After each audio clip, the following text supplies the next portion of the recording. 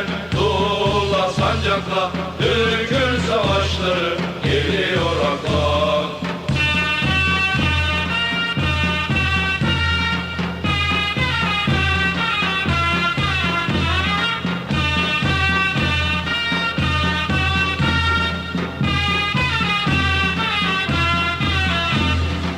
Asırlar boyunca acıları serhat, doğudan batıya Yemen Belgrad.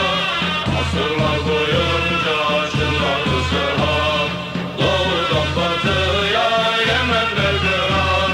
Duyarak bakışan gözler gülüyor, Fatih Topkapı'dan şehre gidiyor. Duyarak bakışan gözler gülüyor, Fatih Topkapı'dan şehre giriyor.